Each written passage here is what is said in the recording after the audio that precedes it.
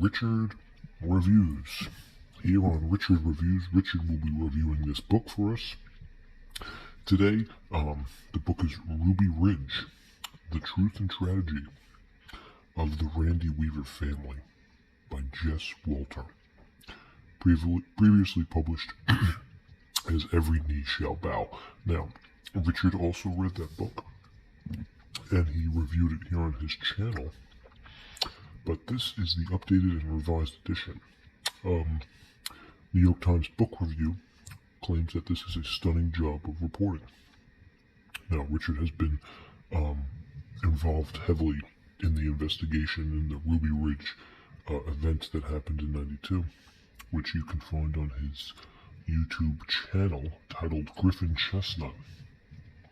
Now, this piece is probably the most detailed piece about the events that happened at Ruby Ridge and the Randy Weaver family that Richard owns. Richard has read a decent amount of pieces on the event that transpired in Idaho, and this is probably the most detailed and organized of all of the pieces, including Every Knee Shall Bow.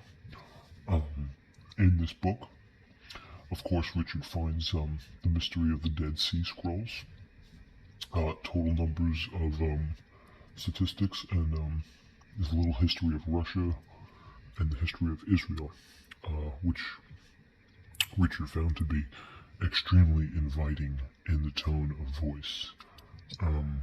As you can tell from Richard, he enjoys tropical IPAs, so he does have himself a few bottles while he reads his pieces.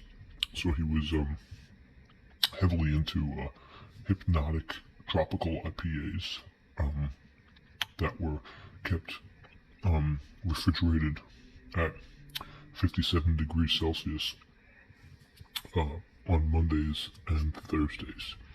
This is what Richard finds that's necessary in the time of space. Richard is able to consume a fair amount of alcohol and tobacco and still be able to get the bottom of the page unified, which Richard does thoroughly. Richard thinks that Jess Walter did a fanatical job describing the brief history of Ruby Ridge itself. As for the event, the country has been split in two based on the Randy Weaver trial, and the majority in favor of him. Randy Weaver was acquitted. Unfortunately, his son and his wife were executed by the American states government, and he himself was a dignified ex-Green Beret. There's a few Arabs that claim Randy Weaver was some sort of a Nazi. This has been disputed over time. There's no evidence linking him to it. He did attend some white power rallies, but as a Christian in the 90s, especially in the 80s, and you felt a little dignified at these Carcosa with the Yellow Can. Probably one of the most terrifying books that Richard has ever read. Richard also listened to a lot of Incubus, Brandon Boyd, and Sum 41, the punk band, while reading this. It helped him with his to get into the role of the Ruby Ridge characters, the Sharkling brothers. Well, if we take a look at the piece here, this is Richard's piece, and you can tell it's got good shine across the sides, right up and down, good shine. You want to keep that wave down and keep that wave down.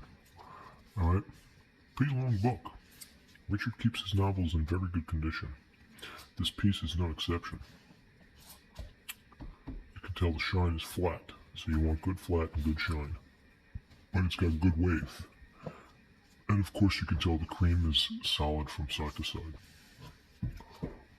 Even this side has good cream. And of course the top, more good cream.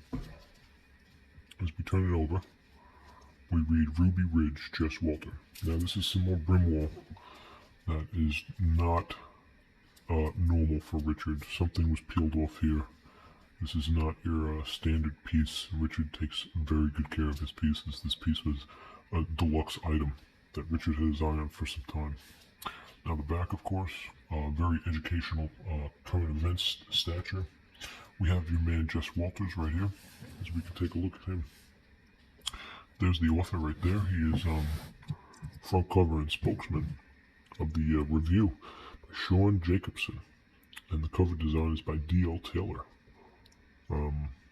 So Mr. Jess Walter is leaning up a tree. Hopefully this is a tree that's near Ruby Ridge, because we want him on site.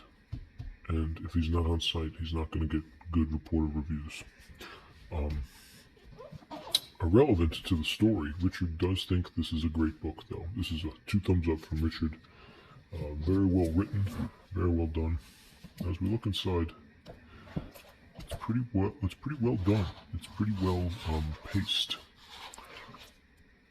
As you can tell, we even have some diagrams as to the actual location of Ruby Ridge, which are not to scale, I would assume. But Richard does appreciate that this book was detailed enough to include that. Now, the middle part has a load of pictures which are useful in telling the story about what happened at Ruby Ridge.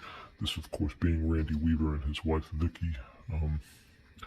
More family photos. You know, getting used to the new house. Their goal, living off the grid, which was shown very well. This is his initial gun charges. Of course, his kids, happy family. This is how remote they ended up staying. And these are the eerie pictures that followed. This is all FBI surveillance that they were able to gather before they took them down. The protests were severe. This is the U.S. Marshal that was killed. William Deegan. He was a member of the Idaho State Police. And the ATF, of course, just like their horrible job in Waco, somehow managed to screw this up as well. This is Bo Gritz, one of the members that actually got Randy out of there. And this is a picture of inside the cabin. So this is all quality stuff here.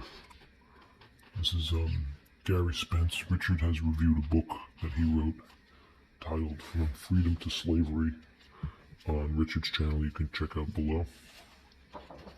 And of course, Mr. Randy Weaver himself, after the trial, he was released. So he seems happy there. You can't blame him. But as for the book, Richard approves. We're going to get a page count here. And we got 400, so we're going to round it out at 405, 416 for this piece. Richard approves, and he feels it necessary. So, good review from Richard. Ruby Ridge, The Truth and Tragedy of the Randy Weaver Family by Jess Walter. Richard approved.